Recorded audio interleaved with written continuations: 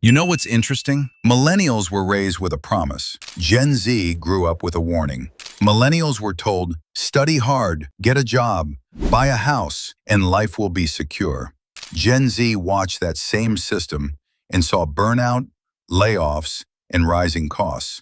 So now they ask, what if the system itself isn't stable? Millennials chase early stability.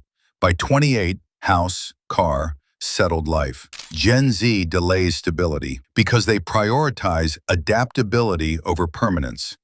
To them, locking into one path too early feels like risk, not safety. Millennials believe in shared everything after marriage, one account, one financial identity. Gen Z believes in emotional connection with financial boundaries because they've seen how money issues quietly destroy relationships.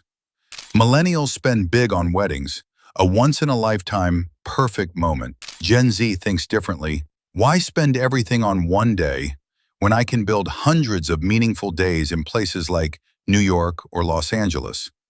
Millennials followed a timeline. Marriage by 30, kids by 35. Gen Z is questioning the timeline itself.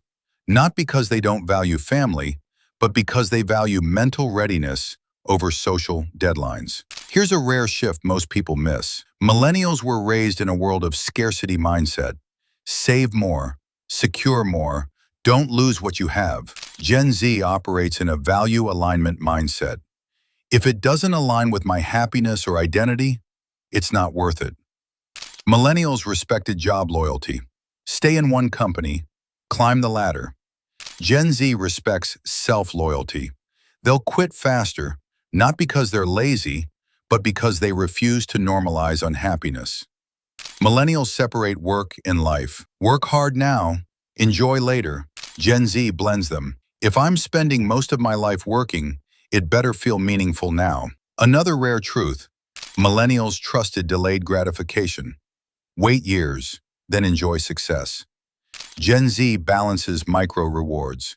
Small joys now because the future feels uncertain. Millennials saw social media as a tool. Gen Z grew up inside it.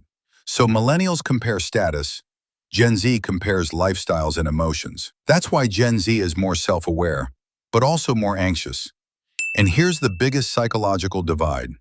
Millennials built identity around achievements, job title, house, family. Gen Z builds identity around authenticity. How real am I being with myself? So when millennials say, buy a house, take a loan, that's success. Gen Z replies, or I could invest in freedom and create a life I don't need to escape from. In the end, millennials are trying to secure the future.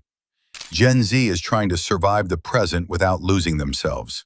And maybe the truth is, the strongest life isn't built by choosing one side, but by knowing when to be stable and when to stay flexible.